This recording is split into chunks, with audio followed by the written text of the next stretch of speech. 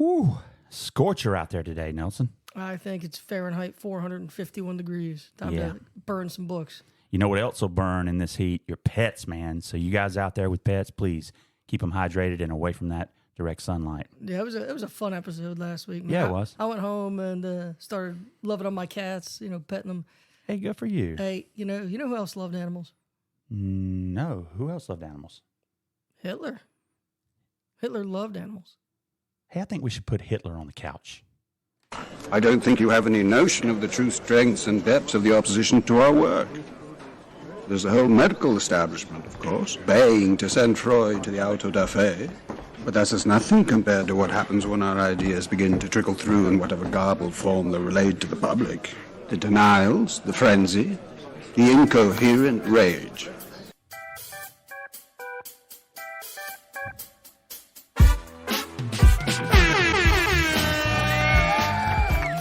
Oh, yes.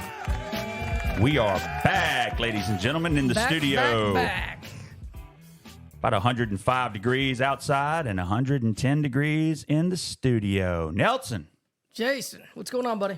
Not much. It has been hot all year long here in southeastern North Carolina, and it doesn't show any signs of stopping. No. You know who else is hot right now? Who's that? Hitler, because he's burning in hell. Yeah, absolutely. Absolutely. I don't believe in hell. To be honest with you, I don't believe in an eternal hell either. Hey, personally, I think you sort of make your own hell. Yeah, well, in terms of temperature, we're just right there at it. Yeah, we're close. Yeah. So Adolf Hitler, man. Yeah, we haven't put a person on the couch since our first episode with Freud. Good point. Yeah, I'm looking forward to this. We'll do that when we come back right after the break.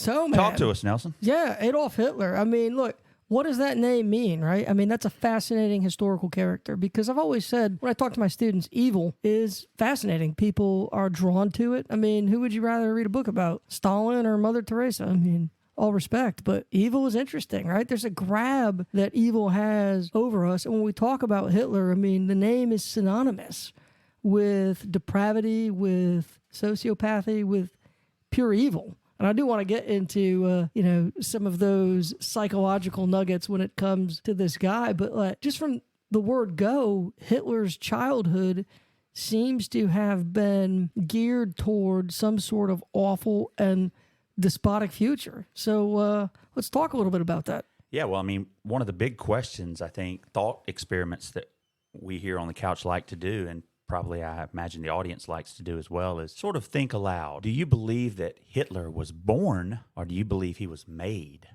Nelson? That's a really interesting question. It's actually something I was kind of going to ask you right off the bat is, in your professional opinion, are we dealing, when we talk about somebody like Hitler, Stalin, Pol Pot, are we dealing with a sociopath? Because I think there's a strange comfort in assigning a medical diagnosis to somebody with these type of ideas, this ideology, and just, this is sociopathy.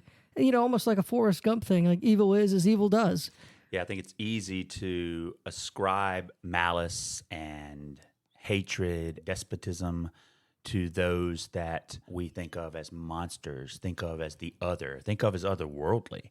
I mean, honestly, I like reading books that make me feel better about myself. I like watching television that make me feel better about myself. And I think the audience would probably agree.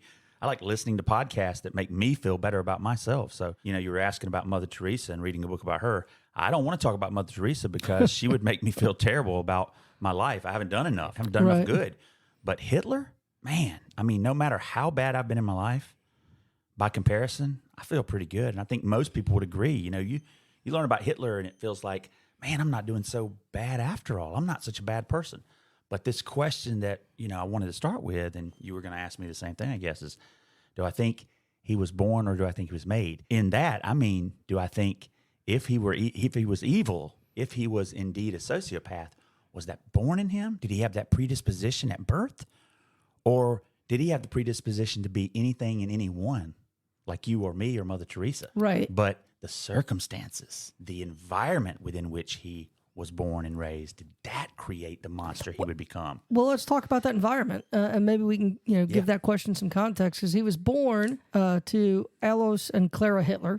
He was the fourth of 6 children, but the first of Clara's to survive childhood. And he always had a really close emotional bond with his mother. He was very close to his mother. Kind of like Norman Bates with his mom, right? I guess. I mean, I imagine some people think that that's probably the way it was. Sure. That it was some kind of weird codependency, some kind of weird psychopathy between the two of them. But wasn't it pretty normal? I mean, she was a doting mother, I understand, but it wasn't. She was a very doting mother. By all accounts, in his early years, Hitler was an outgoing, energetic, relatively normal child. He had an alcoholic, abusive father who was, believe it or not, obsessed with beekeeping. Yeah. I don't know if there's any nuggets you can glean from that. I'm not sure if you told me that or if I'd heard that somewhere else, but that is a strange hobby. But, I do find that, anecdotally at least, a lot of people that I know who grew up with abusive dads in particular tell the story of how their dads were into some kind of weird animal trapping or keeping. Isn't that odd? My father-in-law said that his dad, a very abusive man in his own right, was into, I think, pigeons. That's odd. And I grew up with a kid whose dad was really abusive, and they were into catching foxes. Okay, weird. Don't really understand that. Maybe there's a Freudian explanation for that. Anybody out there listening has a Freudian interpretation for that, I'd like to hear it. So look, just real quick, let's dabble in birth order. Because Hitler was the fourth, but the first to survive childhood, and there were 2 other children from previous marriages, half-siblings, living in the house with Adolf and Clara. So I'm not sure where we'd put Adolf in the birth order. Yeah, he wouldn't technically be a middle child, at least biologically speaking. But he also actually, he would be, in reality. So I don't know how that works. I really don't. Yeah, I mean, I think I've mentioned this guy before, Frank Sulloway. He's written a pretty impressive book called Born to Rebel. And the thesis of his book is just basically that you can predict some things, generally speaking, about people based upon the order within which they were born in the biological family, whether you're the first child, middle, or the last. And fundamentally, he looks at evidence to compare that birth order of a person to their personality traits, specifically looking at things like risk-taking, things like becoming successful in life, maybe because of some of that risk-taking. And it turns out the oldest family members are typically the most conservative and the most, generally speaking, successful financially. But again, their ideas kind of stay within the lanes or the boundaries. They don't go out and do anything extraordinary, right? However, it's the youngest that typically are the extremely liberal, progressive ones that take risks, take chances. They are dabbling in all sorts of things from the occult to alcohol, drugs, you name it. I think Hitler may have dabbled in the occult a little bit. There's Perhaps. one biographer of Hitler that talked about that. Yeah, he certainly was somebody who was, somehow mystical later in his life, a mystic of some kind. That I don't know what precisely his religious beliefs were. I don't think he... Yeah, I've heard everything from non-believer to atheist to deist. Yeah. I don't... Opportunist for sure. Certainly. He believed it himself. Yeah. So look, as Hitler ages, 6, 7 years old, the abuse with his father gets worse and worse. As a result, his relationship with his mother gets closer and closer. She's meant to protect him, I guess. She's protecting. They're protecting one another. Okay. This is typical in a family where there's abuse? Yeah, I mean, I think so. I don't think that's out of the ordinary for one child to sort of side with one parent, particularly if they're both being abused, and sort of team up, as it were, actually physically team up and or at least emotionally team up against that one abusive parent. So that seems... Well, it seems to have worked for Hitler in the early going. I mean, he was a bright, energetic student.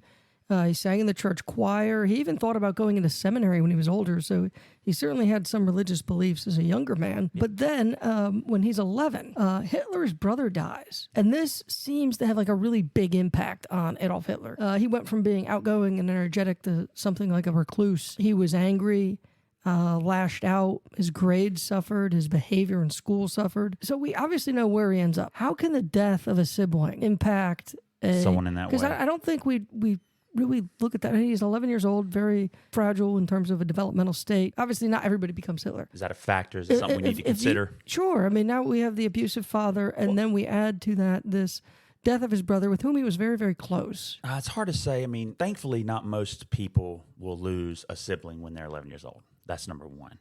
But of those who do, they probably have other people, most of them, other people in their life that they're close to, that they can lean on emotionally, right?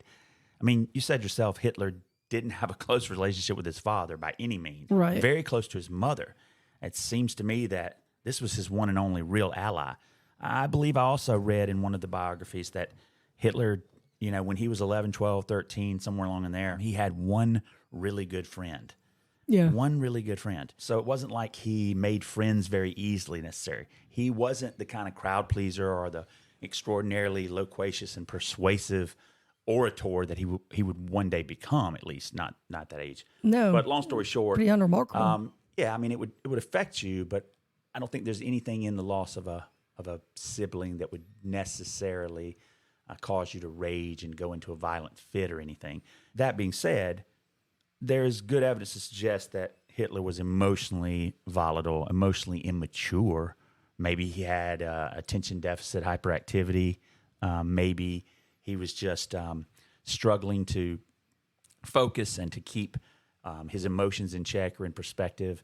That's why, you know, maybe he had that really, really close relationship with his mom. Most kids, by the time they're 11, you know, don't need mom to do everything for them. And it's my understanding that Hitler's mom, again, doted on him and just kind of did everything for him. Kind of They understandable were very when you enmeshed. consider that, you know, most of our children didn't survive. Right. So, And then vice versa. And then, sure. That would mean that he's losing siblings. That would mean that he also doesn't have any kind of relationship with his father. So they were just trying to survive. So Hitler's dad dies 3 years later, very, very suddenly, dies of a heart attack. And his performance at school continues to go downhill. And it's hard to imagine at this point, from a practical standpoint, that this guy who, in all accounts, is just completely and totally unremarkable, that this is the person who is going to murder 6 million people, to be directly or indirectly responsible for the deaths of 53 million people. It's just... You would think, right? Yeah. You would see this. Yeah. Or you would see the makings of maybe. it. I mean, in retrospect, do we see anything in this young man's life? You're talking about, you know, building a narcissist, perhaps. Right? Do we see anything at this point in his life at 14 where you're like, oh, wait a minute, I think you start seeing it with his art. I think you do. I mean, this guy has a penchant for art, at least drawing. His mother acknowledges it, again, with that sort of same doting style that she had all those years. She's telling him, oh my God, you're going to be an amazing artist. You're going to be great. You're going to be, you know, the next Da Vinci. He believes this. I mean, he really does believe he's special when it comes to art. Right. And I mean, if you think about it, That's this guy's true. been beaten all of his life pretty much. He's seen siblings die. He doesn't have a lot of friends. And now his mom, the only real person he's ever had a true loving relationship with, perhaps, at least the only one left, says, I believe in you. You know, you're special. So Abraham Lincoln once said during a bout with depression that he would gladly die, but that he had not done anything worthy of being remembered. And Hitler's early years really seemed to indicate a life of great irrelevance. Yeah. As most of us will find at age 11 or 13. Yeah.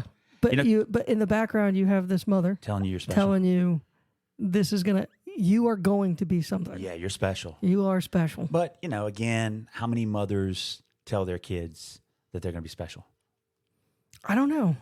Maybe it's maybe it's the number of times she did it. Maybe it's when she did it, how she did it. I'm not sure. I mean, I know my mom told me I was special all the time, but I'm not sure that I believed her in that deep down sort of way that you would believe, you know, maybe your college professor who picks you out of a crowd of 100 in a lecture class and says, you're special. Sure.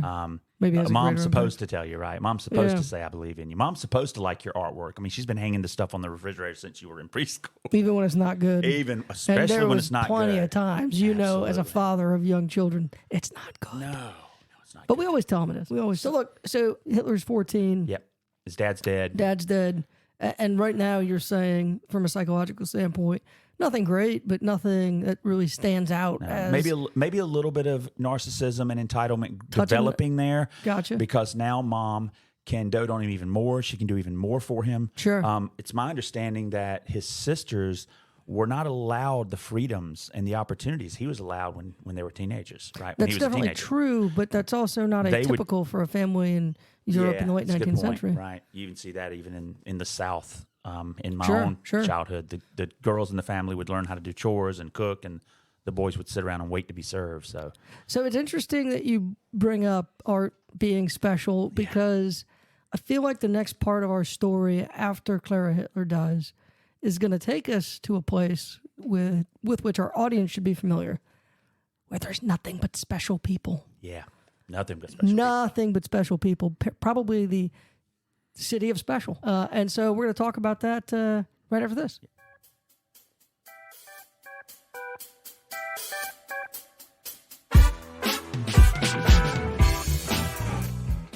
So look, man, we went through Hitler's early life. Let's talk a little bit about these formative years. Jason, I think these years are so important and so overlooked, really. Not all of them, because we know some of the story, but these years in this great city. So Hitler's mom dies in 1907. And it was at this time that he applies not once but twice to art school in the city of Vienna. Both times they're like, dude, pound sand, you can't paint. Yeah, and they said, man, you got some pretty good detail in your architecture, but you can't do human figures. So somebody suggests, hey, maybe go to architectural school, but he doesn't have the credentials. So he's denied there too. Jason, there's an old story about Hitler's anti-Semitism, right? Arising out of his rejection from art school. I think that's a little simplistic, and we'll touch on that in a bit. But are there any psychological nuggets we can take away from a rejection like that can help build a case for a monster? Man, I don't know. I mean, I've certainly thought about this throughout the last handful of years, just listening to people, blue-collar people, working-class people in particular, who follow, the former president, who get really, really upset about these people coming across our borders to take our jobs. And, I mean, they're just seething. I mean, some of these people, I have to admit, are people that I'm familiar with. I know. Some of them are, at least loosely connected to me through social media. And they seem to have turned into these seething animals. They're rabid about this belief that there are people coming from specifically the south of our border to take our jobs. Well, Hitler did believe that about the Poles at this time. He couldn't find work. In fact, after rejection, Hitler is left with literally nothing. He's got no prospects. Hitler has no money. He's got no education. And so he blames it on the Jews. He blames it on everybody. He blew through his parents' inheritance, and by 1909 rather, he's forced to bounce night after night from homeless shelters to hostels to men's dormitories. He does this for 4 years. Jason, I remember reading something, a study during the Great Recession, that said that the emotional impact, particularly to men, of long-term unemployment can be permanent, that the impact can be greater than the emotional impact of divorce, which kind of makes sense to me, right? Because if I say, hi, my name is Nelson, the next thing I almost identify as is I am an instructor at a community college, right? Especially for men. Now, and even more so back during this time period, this is who I am. I am a blank. So you're talking about a young man, in his formative years, 19, 20, 21, 22, who's got nothing. Yeah, and raised within a culture that says, say what you want about the toxic masculinity movement here in America right now, but I mean, men were supposed to be toxic and masculine in Germany back then.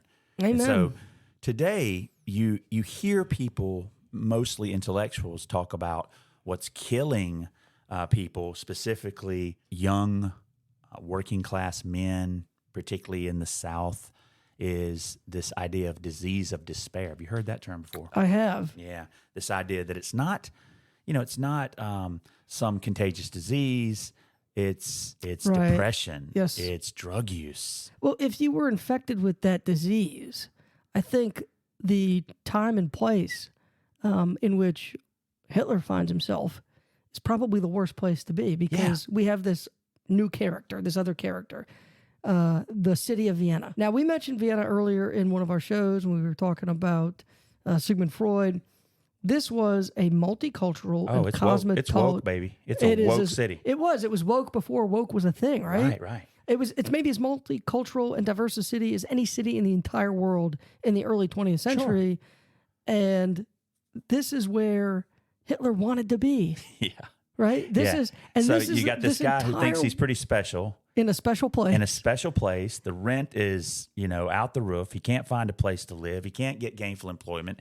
He's getting rejected from art school after art school. He can't even apply to an architecture program. But that's the thing. I don't think it's as simple as an art school. This entire world that he so desperately wanted to be a part of, and not just rejects him. It kind of humiliates the guy. Yeah. So for 4 years, he's left with nothing. Could this period help unlock the psychological key to what ends up driving Hitler? I'm going to bring this up real quick as well. This was a very Jewish city. This was a very Jewish city. I believe, in fact, Sigmund Freud, the father of this podcast, the father of modern psychology. Big Jew himself, wasn't he? Well, I think he ended up being a non-believer, certainly of Hebrew descent. I think I started banning all of his work, or burning it. And he said, what progress we've made 50 years ago, they would have been burning me. Now they just want to burn my work. So this is the place we find ourselves. So is this rejection, do you think, part of the story of what drives Hitler toward anti-Semitism and toward far-right politics? I mean, I think it's certainly part of the story. I think it's also interesting how, in many ways, Hitler was becoming the father that had abused him, that he loathed, that he didn't think twice about when his father died. Here's Hitler showing his own true colors, getting into this sort of conspiratorial belief that it's the Jews that are taking all of the opportunities away. I think his dad was an anti-Semite as well. Oh, absolutely. But it's sort of a recapitulation of that early family environment playing itself back out. So here's another observation that I want you to weigh in on. Men who often feel like their masculinity or their place in a group or in society is being challenged often turn to violence. Like we know about the psychological profile and makeup of mass shooters, right? So I want to come back to this point later in a much broader context, but we see Hitler starting to become fixated on far-right politics and positions. The mayor of Vienna at this time is a guy named Karl Lueger, and Lueger is an unapologetic anti-Semite. He blames the misfortune of lower middle-class ethnic Germans in Vienna directly on Jews. So this is the mayor of Vienna that Hitler is really drawn to very, very early on. And he's not only exposed to this, he admits later to being inspired by it.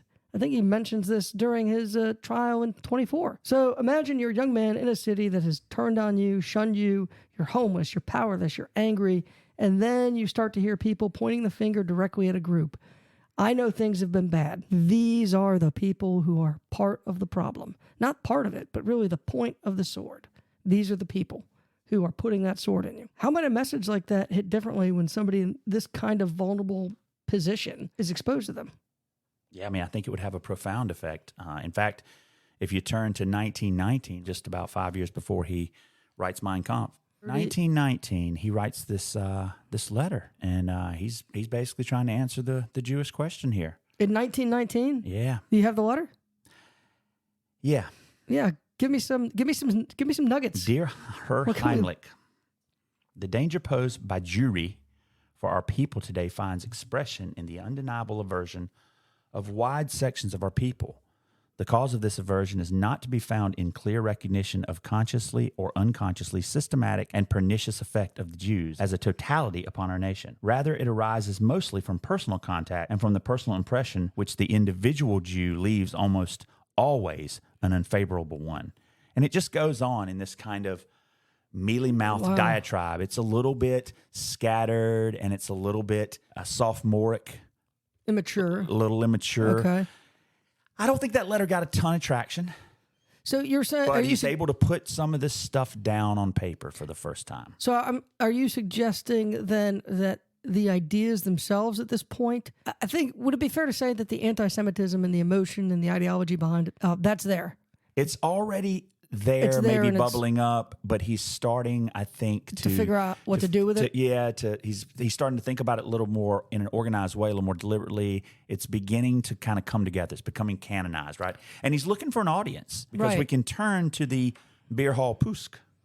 Yeah. Well, I want to do that right after we get to World War II or World War I, because I do think there are some formative things that happen during that experience. Let's back up then and talk about World War I and Hitler's involvement in it right after this.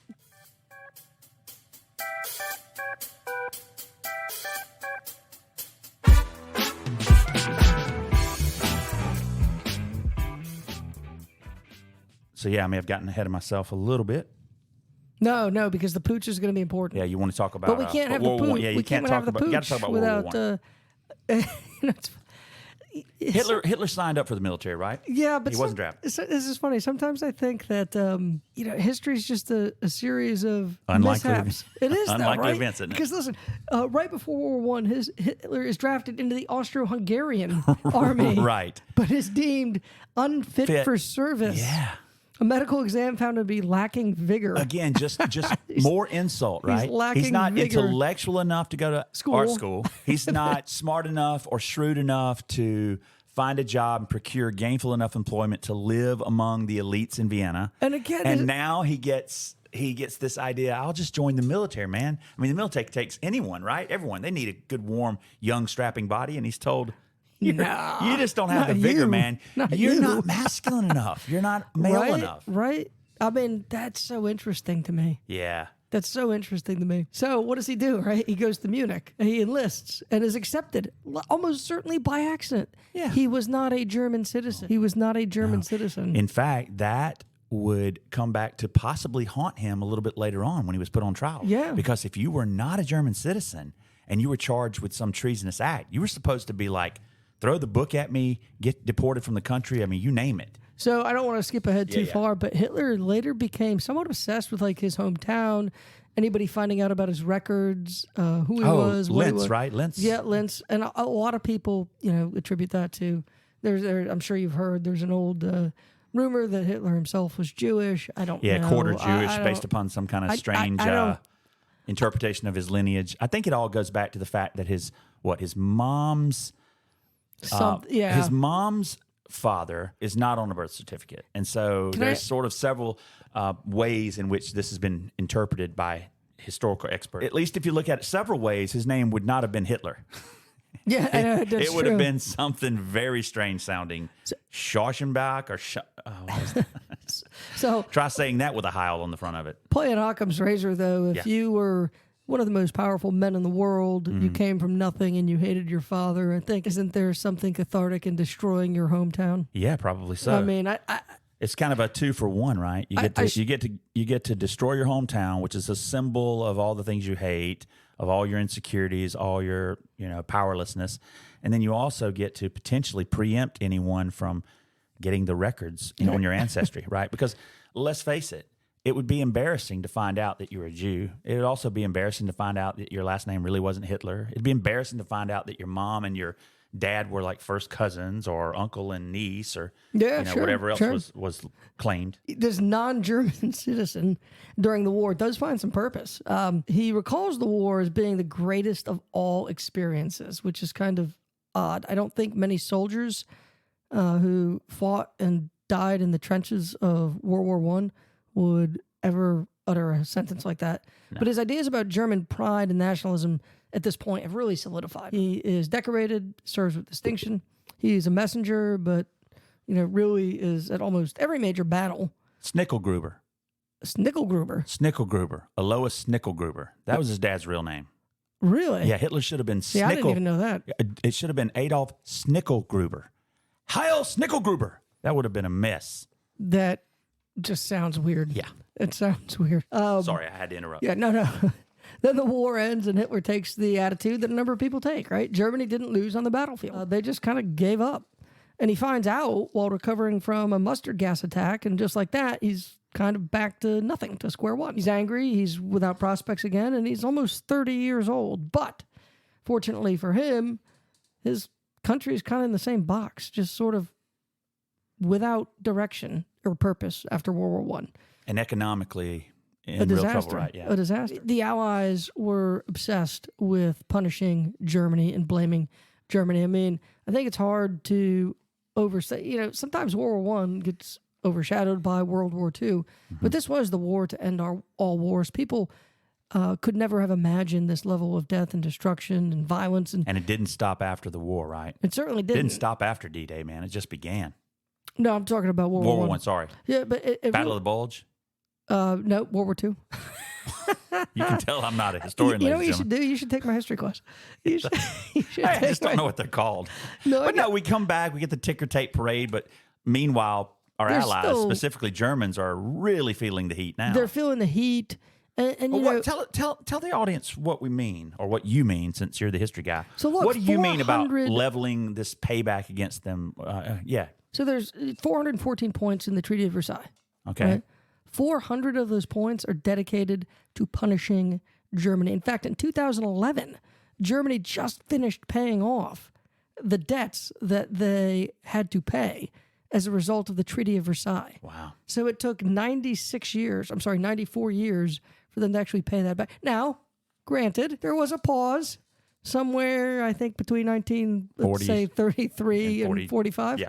But it was actually really important later on to Germany to finish paying that obligation off from that treaty. And I think really that had more to do with World War II than World War I, because after World War I, the Germans felt like they were unfairly blamed. And a lot of people in Europe and the United States agreed with that position. They didn't think it was fair that one side was just maligned and outcast.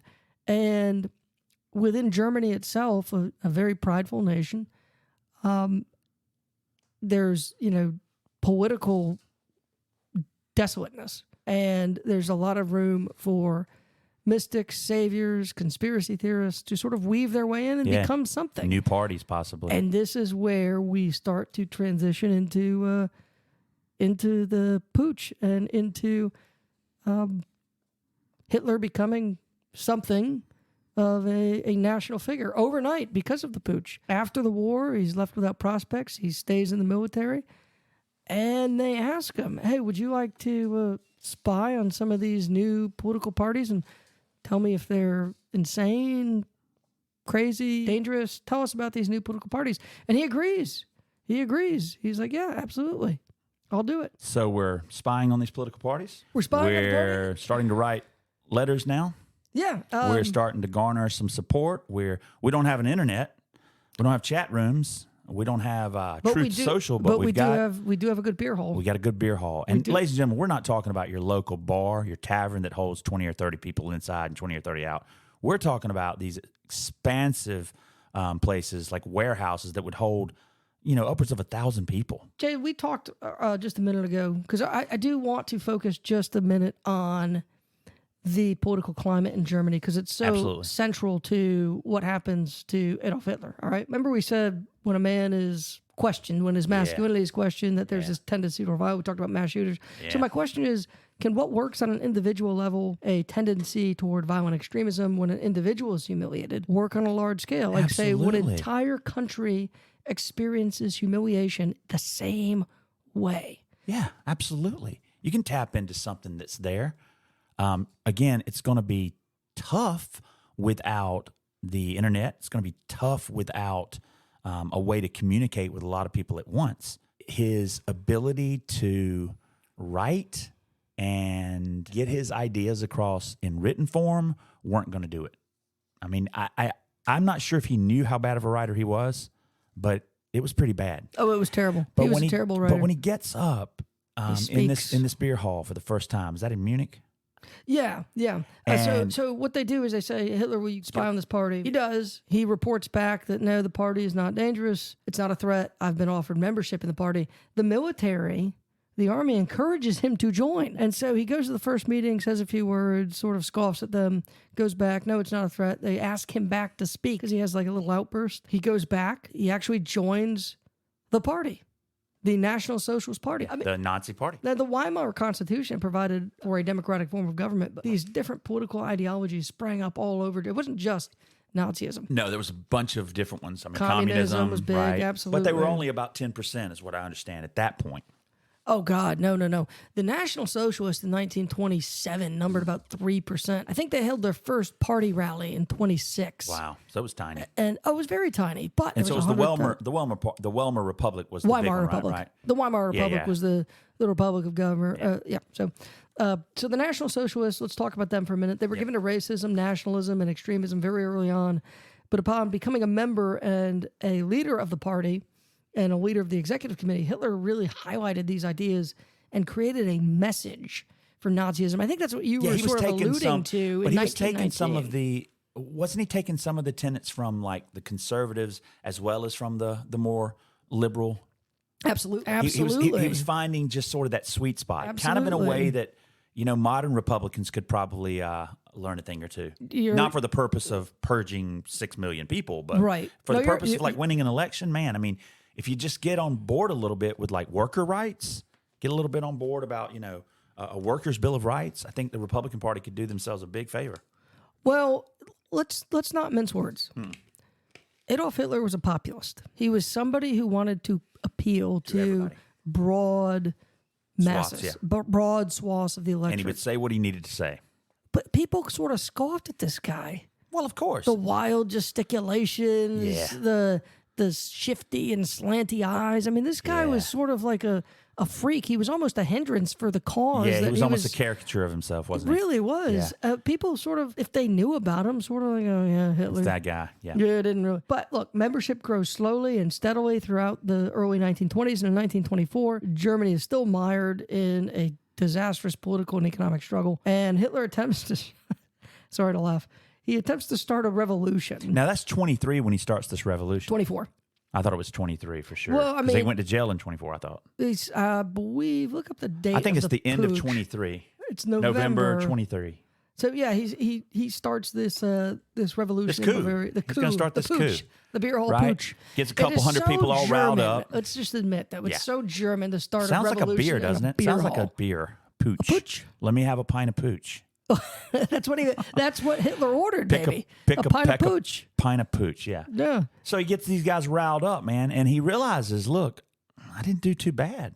I mean, I turned the crowd inside out. Yeah, but it was a pathetic attempt. Yeah, but give him credit. He did like lead the march. Like he was like, we're going through the town and we're gonna march to the Capitol. We're gonna kick some ass. But we're gonna overturn. There was no. Yeah.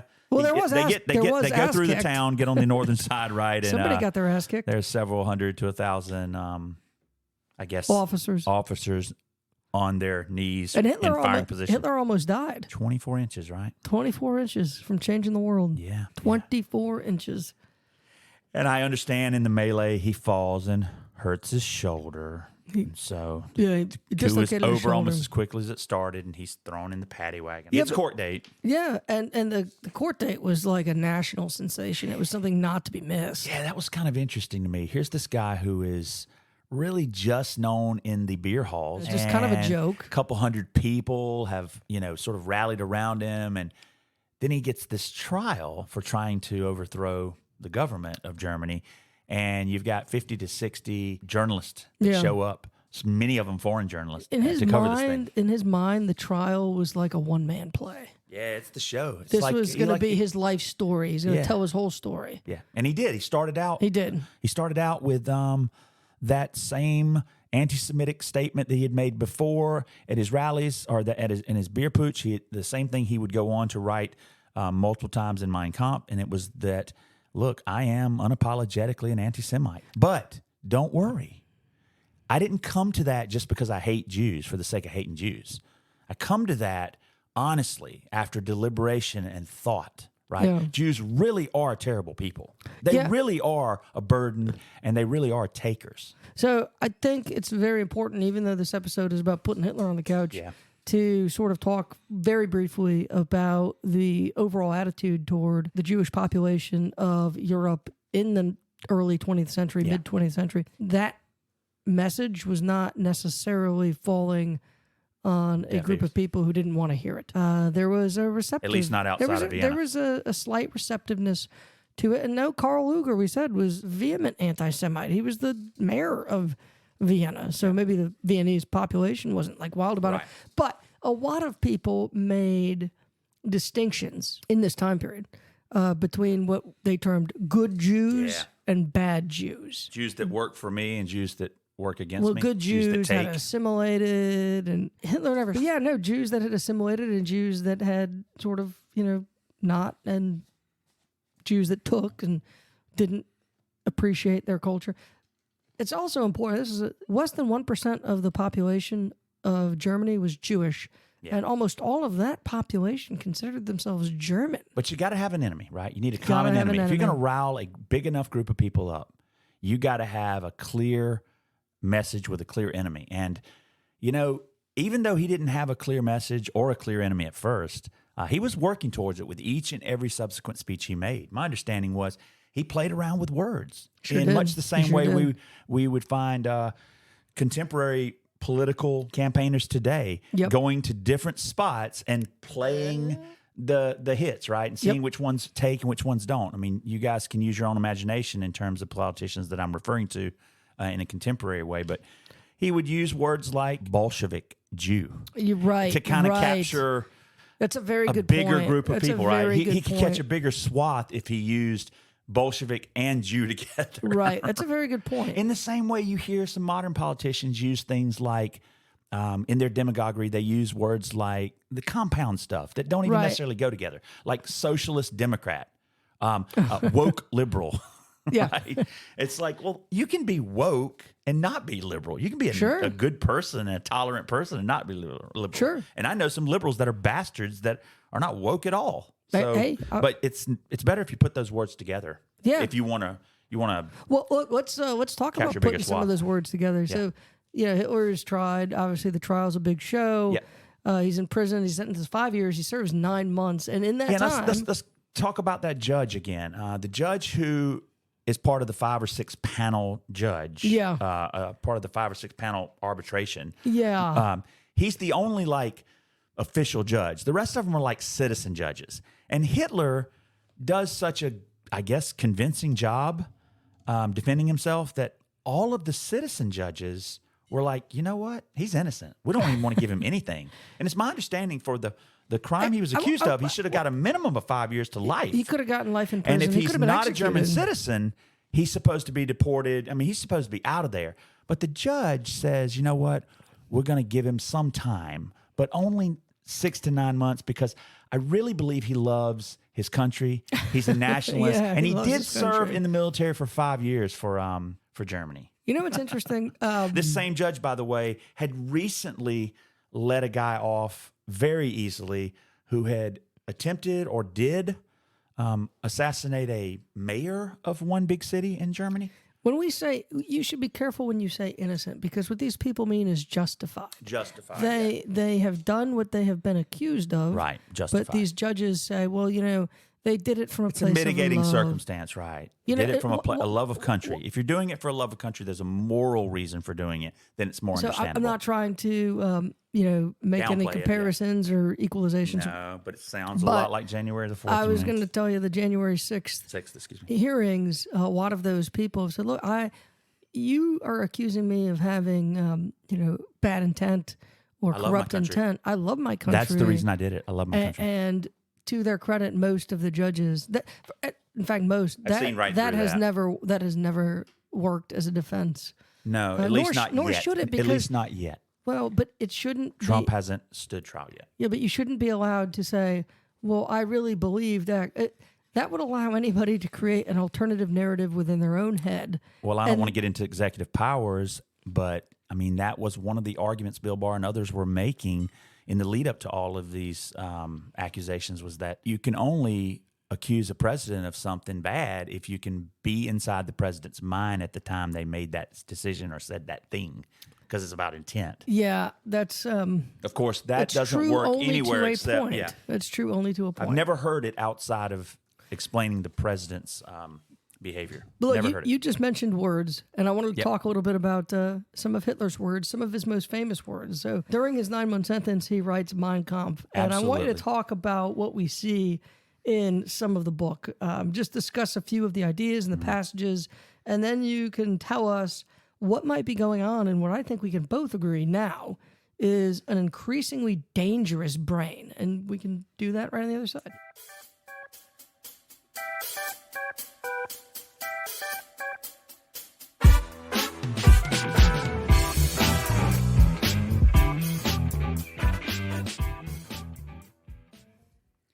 So Hitler's in prison, and ladies and gentlemen, it's not like any prison that you might imagine today. I want to go to prison.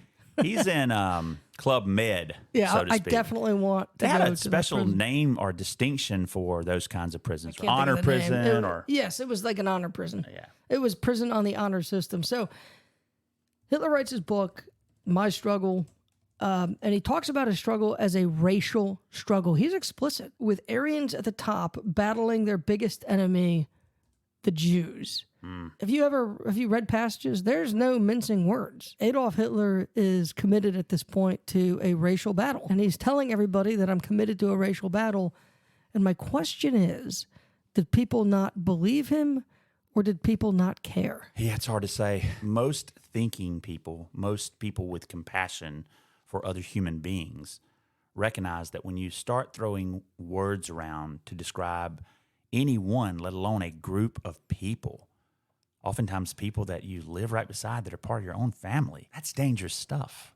Jason, I didn't really want to get into any modern equivalences, but I feel like at some point it's somewhat hard to get unavoidable around, yeah. when we're talking about these parallels. So I want to read for you this passage. This is Adolf Hitler in Mein Kampf on Jews. He is and remains a complete parasite, a scrounger, like a harmful bacteria, always spreading further. His presence produces the effect of a parasitic plant. Whatever he settles, the people who welcome him will be wiped out eventually. Talk about that dehumanizing language. That's social psychology 101. Is it really? Yeah, we see that That's so with scary. the Stanford prison study.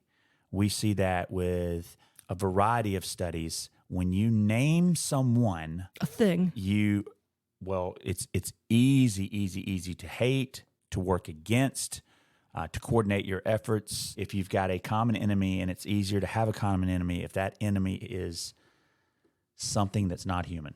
And so Hitler was very, very shrewd in calling them parasites. He was shrewd in this language he used. Exterminate, it's clinical, it's solution, it's, he wasn't saying we need to kill your next door neighbors. Right. Likewise, modern politicians aren't saying we need to kill the brown-skinned people who love this country and work very hard and just want to escape oppression from their other country and be a good citizen. No, you've got to call people names. And the uglier and the more like a parasite, virus, or bacteria, I think the better. That is, if you want to make people go along with you, if you want to make it more palatable, if you want to make it easier for a group of people to continue listening to you and taking you seriously. Look, if I tell you, man, I had to have my house exterminated, you would automatically assume I've got rats or I've got roaches.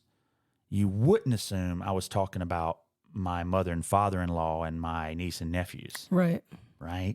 Or my next-door neighbors who were displaced because their house caught on fire. Right. Right. So in order to do that, But do you see any You've got to parallels conflate. today? Yeah. Not just between, not just talking about immigration, No, but just talking about our absolutely. political opponents. yeah, we could. Well, These absolutely. are sick. They're sick disgusting people. They're people. monsters. They're this. They're that. I mean, and every despot throughout history has done this. Slobodan Milosevic. Did they do it in on purpose, Yugoslavia, or is yeah. it just? I mean, I'm saying I see obviously what they do you're it on saying. purpose. Is Are they this just- unconsciously coming up with these words, not even realizing that that's a nice little way of tricking people, Right. including yourself, into being okay right. with it? Right. That's my question. Yeah, maybe. I mean, I think that begs the question. If you've got a couple or a family who are cruel to one another verbally and they call one another names, could that necessarily lead to violence if you're using name calling as part of your way of arguing with one another? It's one thing to say, oh, you're mean, or you're wicked, or I can't believe you don't love me. But it's quite another to say, well, then you're a parasite. You're a cockroach. You're a snake. You're a disease. So it's funny because a lot of people actually agreed with you and with me. Yeah. So I want to be part of your correct analysis when the thing was published. Yeah. I mean, Hitler's story is remarkable. In 1920, he was an unknown loser. In 1925, not only does everyone know him in Germany, many know him outside of Germany, and there's this big rush to publish his book. He gets a big advance, but people aren't fooled. At least they're not fooled at the exact same time. Reviews for the book are horrific. I mean, reviewers terrible. called him a political agitator who no longer understands the world. No, he's a hack. Yeah. And this is my favorite. His ideas come from a very twisted mind. Yeah. But But nevertheless, he's building momentum. More and more people know about him. There's even Hitler Youth rallies all across the world, including right here in America, right? Yeah, yeah. I wanted to just dive in a little bit more to a few quotes, and maybe you can tell us a little bit about the window that they offer into this diseased mind. He who would live must fight. He who doesn't wish to fight in this world, where permanent struggle is the law of life, has not the right to exist. Yeah, man. Black and white, absolutism, good versus evil. I mean, he's setting up the moral argument there. Again, if you want to do violence, there's a couple of ways to go about it if you want to get away with it, if you want to get people on your side. One of them is to dehumanize. Another one is to moralize, right? Moralize violence. Yeah, Violence so if you've got the necessary for this righteous, struggle. if you're righteous, if you got the moral justification on your side, then you can do anything. Yeah. You can do anything. Sooner will a camel pass through the eye of a needle than a great man be found by an election. Oh, That sounds a little bit like, I'm going to use some of the Judeo-Christian philosophy ethos, if you will. I'm going to conflate some of the Christian kind of sounding stuff for my own twisted ends. but he says right there he doesn't believe in elections. Yeah, I know. He's doesn't basically setting it believe in up. He's saying, elections. look, yeah, democracy is not the way to success. A It's great not the way to man flourish. cannot be found No, by an election. no. Wow. Only I can solve your problems. Only I I mean, can he's fix setting it, up. He's right? setting himself up as a strong man, isn't he? Any violence which does not spring from a spiritual base will be wavering and uncertain. It lacks the stability which can only rest in a fanatical outlook. Moral certitude. Any violence which does not spring from a spiritual base will be wavering and uncertain. So You need he's moral He's certainty. denouncing violence in a roundabout way, but saying you can't have violence without purpose. Yeah, without moral Without certitude. it lacks the Yeah. stability which can only rest in a fanatical I mean, outlook. think about some modern political parties and how they, I don't want to say hijack, but how they co-opt or how they snuggle up against people that do have strong religious beliefs. Again, I don't need to tell you, but we've had some presidential candidates and some presidents in the past handful of decades that have done this. Yeah. They've snuggled up against people who may not even think about politics. Yeah. All right. So look, from this last one, we know Hitler in 1925, unapologetic fascist, right? Yep. Based on all we've discussed up until this point, is it your opinion that in July 1925, Hitler is a sociopath? Yes. Okay. So in your opinion, these are ramblings of somebody not with a sane mind, but who is outside of their senses. You know, I think, Jason, it'd be really helpful. Could you tell us what a sociopath is? And isn't sociopathy rare? Isn't it very rare? It's not as rare as you might think. I mean, there have been several hope. books written in the past couple of decades that sort of get at how common sociopathy really is. There's a book called The Sociopath Next Door. There's books written that basically suggest that sociopathy affects about 8 to 10% of the population. Wow. So it's possible if you live on a street with 100 people that 8 to 10 of them are sociopaths. Now, that doesn't mean they're going to go full on like Hitler. violent or Hitler. Right. They're probably going to put their suit on in the morning and go to their board meeting in the afternoon and make decisions that are very selfish and in their own best interest. They're going to, vote in a way that helps their friends and helps their loyalists. What is the defining characteristic the defining of a characteristic sociopath? of a sociopath is someone who is superficial, glib, charismatic in their demeanor. But in terms of their emotions, they are very much deliberate about their decision making and their behaviors insofar as they have a very selfish disposition. Can it be treated? It can be treated, but not successfully typically. I mean, It seems clinical like a psychologists call it personality. antisocial personality disorder now. Right. It's referred to as antisocial personality disorder. Now, the real danger, of course, with an antisocial personality is those who reject rules, reject boundaries, reject law and order, who basically say, you know what, I'm above and beyond, I'm outside of those rules. I'm so smart and so special that I should be able to either skirt the rules when I want to or make up my own rules. So they're definitely rebellious. They're definitely the kind of personalities that reject authority. Gotcha. All right, so by this point in our story, Hitler has gone from a loser with no future to a person who is still very much a loser, because in 1928, the Nazis only managed 3% in the parliamentary elections, but one with a very clear future, and a future that crystallizes in 1930. After Wall Street collapses, the German economy, which was already weak, would get walloped. And the Nazis went from 3 to 18% of the vote, and almost overnight became one of the biggest political parties in all of Europe. So talk a bit about the psychological impact of economic depressions, if you would. Economic inequality, wealth inequality, the haves versus the have-nots. But why does an economic problem often push people toward more extreme political Because positions? there's nothing else left, I don't think. It's a desperation. It's the end of the rope. And you know, the great Robert Reich, former labor secretary under Bill Clinton, says that we haven't had the kind of income inequality. We haven't had the kind of spread between billionaires versus those that are in deep, destitute poverty in America since the Great Depression or before. And he said it's worse in so many ways now than it ever has been. And he worries that this is going to lead to something really terrible. Wow.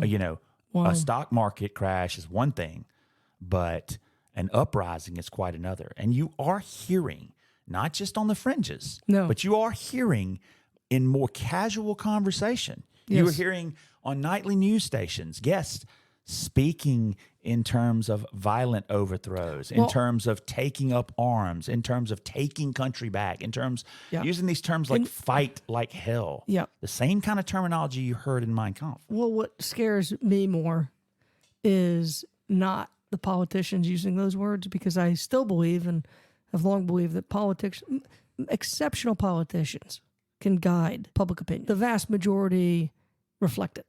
Mm-hmm. When you see a majority of Americans believing that civil war in their lifetime is going to happen, and many of them saying it's the only way to sort of get us back on the right track. Well, that just becomes a self-fulfilling prophecy. Throughout my lifetime, I've heard the question, how could the German people have allowed this to happen?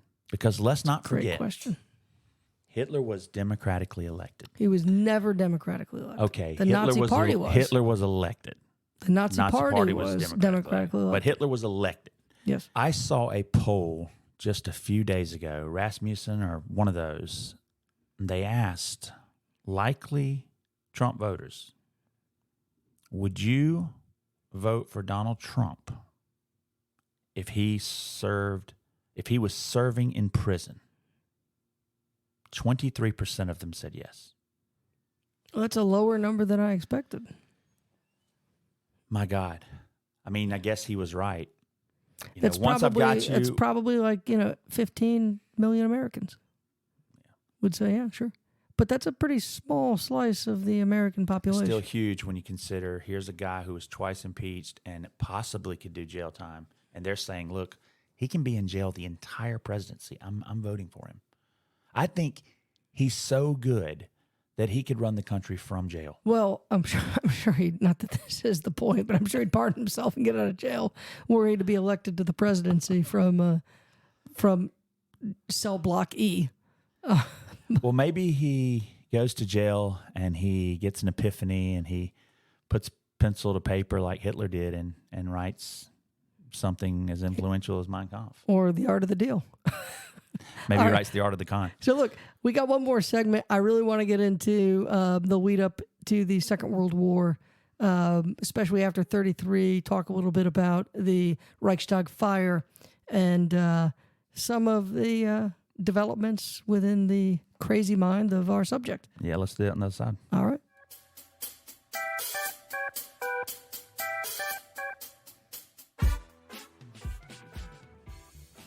So in the last leg, we're almost home. Last leg. So look, after 1932, the Nazis become the largest political party in Germany. They have the right to pick the chancellor. Mm-hmm. And so they pick Adolf Hitler. But under the German Constitution, power is split pretty evenly between the Hammer, von Hindenburg, and between Hitler. So in 1933, they have the Reichstag Fire, and this is February 1933. They have the Reichstag Fire. The parliament agrees to vote all powers to Adolf Hitler. They put all the powers of Germany into the chancellery. Hitler immediately suspends freedom of the press, freedom of expression, etc., and the rest is history. So after 33, copies of Mein Kampf fly off the shelves. Goebbels and Hitler begin to focus on mass propaganda, and every person who works in the government is given a copy of the book. By 36, German newlyweds get a copy when they are married. By the way, I think it's kind of interesting that every time the state buys a copy of the book, the head of state benefits financially. He ends up getting something like $12 million from all the purchases of Mein Kampf. So they started to sell it in dozens of different formats, braille, commemorative with a marble cover. Wow. One looks like a Bible. Can you briefly talk about the psychological power and purpose of propaganda and this new effort by Goebbels and Hitler to control all information? How long does something like that take, really, to begin to dominate a population? I'm sure it's like 1 by 2, but it's already started by the time you get there, right? It might already be ended by the time. There's only one media source left, whether it be the state or otherwise. Chances are people have already bought into what you're saying. So I don't know that it would be that much worse than it already was. I think about that even to this day. We live in a country that has very few newspapers left, very few news magazines left, and honestly, very few news programs. What we do have are just these entertainment talking heads. We don't have a lot of news anymore. In my political science classes, I actually use the term self-propagandizing, right? We're sort of isolating ourselves, self-segregating. Yeah, into these silos. And there's not many. And here's the thing. I wouldn't mind if there were a lot of silos, but there's only a couple now. Yeah. Right? Think about it. There's only a couple. Here we are in the information age. Limiting our intake of information. And we're limiting purposely our intake of information to basically 2 or 3 sources. Now, I know you might be saying, well, there's Newsmax and there's Fox and there's MSNBC and there's CNBC. Yeah, but honestly, like it's the same cats that own most of them. Absolutely. Well, look, propaganda efforts back then weren't confined to one book. This became a state devoid of outside information. There were no foreign newspapers allowed. There were youth programs designed specifically to indoctrinate children. In fact, Pope Benedict was a member of the Hitler Youth. It was mandatory. It was compulsory. Yeah, a lot of people blamed the Pope for a lot of what went on. Yes, the old Pope, absolutely. And films like Triumph of the Will meant to corrupt the minds of the broader world, and it received awards in Paris. I mean, people raved about this film. So we all know what happens from 33 onward. Hitler builds his Reich through lies, theft, and violence. And I think it is important to circle back to a question you asked. I do have students ask me year in and year out throughout my career in bewilderment. How could something like that happen in a modern country in the 20th century? Yeah. So, we're talking about Hitler, but at least I want to spend some time on the experience that was living through the rise and fall of the Reich. I think the social psychologists probably have it as close to dead on as anyone. From Philip Zimbardo, the famous Stanford professor who did the prison study in the 1970s, to the modern social psychologists today. Most of them argue that whether you're talking about being kind, being jealous, successful, or being violent, being biased, being prejudiced, you don't need bad people. You don't need certain personalities. You don't need great speakers. You don't need pretty emblems. All that stuff helps. But really what you need is opportunity. In other words, I think Philip Zimbardo's notion of there are no bad apples, it's just sometimes the apples find themselves in a vat of vinegar. It's not like there's one bad apple and then there's another bad apple and they come together and they spoil each other. No, they find themselves in the same place at the same time. I got you. Being spoiled by the environment, right? Does a fish know it's wet? No. So do any of these people who are in these silos, did any of the people really in Germany know where they were headed? Some Probably did. not. Some did, but most didn't. There was resistance. In fact, in 32, Hitler runs for office, right? He's rejected. People looked at him even in 32 as sort of a clownish, weird, weak-looking figure. So is it like a drip, drip, drip effect? Is it a frog in boiling water type of thing where people kind of don't realize how serious and dangerous this person is because they're so extreme? So they're easy to dismiss. until It's too late. it was too late. Yeah. I mean, look, read Elie Wiesel's Night, read any of those guys that survived the Holocaust, right? And they say, first they came for one group of people, Yep. then they came for another. And basically what most people did in the neighborhoods was just put their heads down and go, well, at least they're not coming for me. Yeah. Or maybe, they must have done something. Maybe quiet resistance. Right. Maybe quiet resistance. But yeah, it's tough. So as Hitler builds this machine toward war, he racks up victory after victory. Of course, the annexation of Austria, the Sudetenland, the non-aggression pact with Stalin, and he seems to develop a sort of delusional God complex. So, first of all, I want to know, is this necessary for sociopathy, or is it are all sociopaths narcissistic? Probably. Okay. Probably all sociopaths are somewhat narcissistic, and I'm not sure which came first, the chicken or the egg, the narcissism or the sociopathy, but they do seem to go hand in hand, yeah. Well, over 40 people tried to kill. There were only 40 plots discovered to assassinate the Fuhrer. And he managed to... And it just reinforces this this belief, paranoia. this concept of being unique, divinely blessed, or divinely sent, or but also special paranoia, somehow. right? Absolutely, it did increase his paranoia. Which I think it would be very difficult to be someone on that big a stage, whether you were doing good or evil, and not feel paranoid from time to time. Yeah, I wonder sometimes if I there's bet that's any true. world leader that doesn't have an abnormal paranoia even. Well, I don't know that you have to be a world leader. I'll tell you from my experience on a local board, you worry about, especially, there were many times where people that my wife and I thought we were friends with said some very ugly things about us. Got whipped up in the frenzy. Yeah, and you're just like, it does make, when you receive any type of criticism, I think it makes it harder to trust yourself, harder to trust that person. Criticism, public criticism of any kind, I think can kind of isolate you and remove you from the group. So look, we're trying to cover every base here with this man's brain. I think we've done some good work, but without question, Hitler viewed himself, as I said, as the savior of Germany and often refused to confront any reality that challenged his delusion. His physical and mental health, especially throughout the war, leave open many questions, but it is known that he took barbiturates, methamphetamines, opiates. He regularly took cocaine, although that was a commonly prescribed medicine for sinus infection. In fact, little fun sidebar, on the day of Pearl Harbor, FDR took cocaine. Yeah. And dentists were using it as well as an anesthetic, a low concept.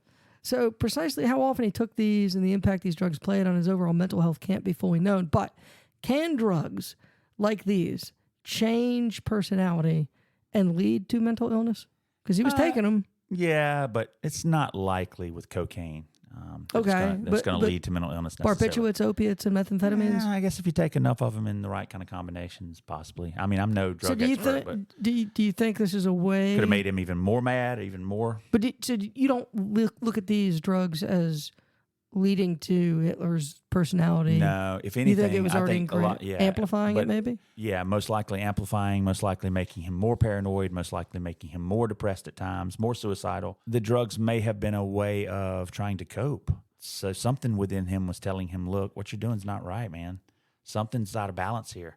That's one way to look at drug addiction, is that people aren't just making the choice to do drugs, right? Their brain is hijacked by these chemicals. And maybe they didn't make the sole choice to do the drugs in the first place, but it was the situation they were in that made them want to grab that drug, as right? the tide of war turns, Hitler's health declines even more. He retreats into the Fuhrer bunker, very rarely seen outside for the last few months, and he sees the war crumbling. He sees the Reich crumbling, evidence from people who were in the bunker. He was very angry with the German people, felt betrayed by the German military. He's ready to end it. There are people, and I should say this, there are a lot of people who believe, and I'd love to get your take on this. A lot of people believe that Hitler escaped to Argentina. Now, I personally do not believe, and you've studied some of Hitler, we've had this podcast. Yeah. I don't believe that somebody like this had a capacity for life beyond the Reich. I just don't think he had the capacity to live out of the limelight like that. So I'm almost certain he committed suicide. Now, here's how he committed suicide, and our friend Bob Brennan would really, he'd be upset by the story. Hitler was paranoid that he would not be able to successfully kill himself. He would chicken out somehow. So he asked his physician what the best way to commit suicide was. And his physician said, well, you need to double up. We need to make sure that you have like a little cyanide here and take the gun and kill yourself after you have the cyanide before it really sets in. Wow. That way, if one fails, the other backs you up. Still wasn't convinced. So what did he do? He called his beloved friend and companion, Blondie, his German shepherd. Blondie. Yeah. The Führer has something for you. And he feeds Blondie the cyanide. And by the way, this is a Kills man his who dog. loved his dog. Loved his dog. Mm-hmm. Well, he was now, not to his credit, he was afraid. I've heard that he was afraid that his dog would fall into enemy hands too. Yeah, So they torture the dog. I don't think it was ever a doubt that they would. But it's so funny. We teach. I teach the Holocaust, World War II to my students. And, we go through the horrors and the atrocities of the Holocaust and the final solution. And my students, they've heard it before. They sit there. Most of them hadn't heard the dog story. And when I tell them about the dog, they react. He killed his dog? Yeah, it's sadder than the fact that he killed 6 Yeah, million but didn't Jews. you just hear what I said about the Jewish people? Like, yeah, but a dog. It just reminded me of our last episode, the attachment that people have to dogs. Well, the last story I'll tell also has to do with our friend Bob Brennan. He was in Germany last year, I believe, on a trip to Europe. Went to Berlin, said he was just kind of walking around, and he was thinking about, the events leading up to Hitler's death and when the Allied forces showed up. In general, and he said, I could hear church bells ringing. And he said, I thought to myself, these are probably the same church bells that were ringing when Hitler took his own life.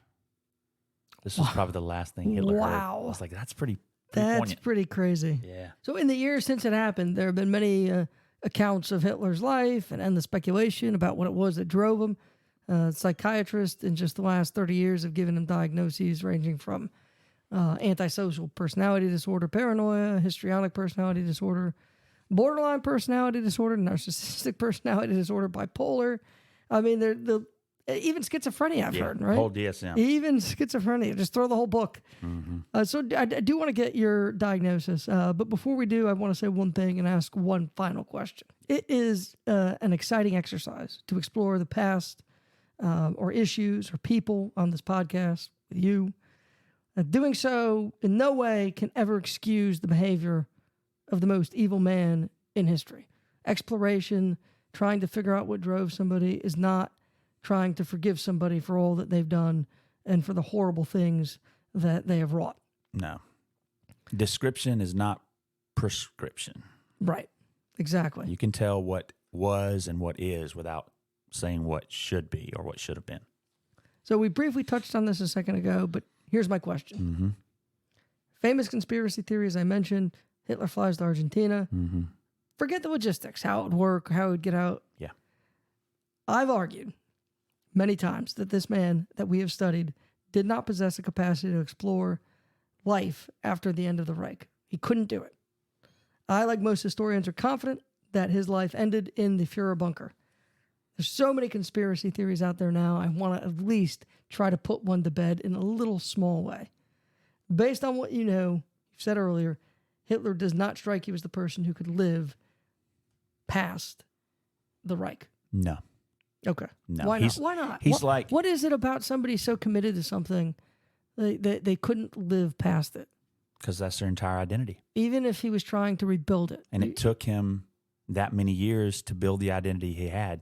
And that identity was built on something very fragile. I think about modern politicians to this day. Again, I don't need to call any names, but there are people who have billions of dollars. They've been quite successful by their own admission. But they've fragile. Perhaps risen to the highest levels of political office. They've skirted their way out of trouble. They've really procured everything throughout their life. But they just cannot go away into the sunset. Even as they approach death's door in their 80s, they just can't. Can't go away. They can't go away. Nope. Is it Good or bad or ugly, they can't go away. Is I don't that think Warren need Buffett will ever go away. Pretty good guy, from my understanding, other than his relationship with his daughter. Is that need for relevance an addiction? Need for relevance is human. It's human. Yeah. We all need to be relevant. We all need to feel exist. relevant. And we all want to leave a legacy.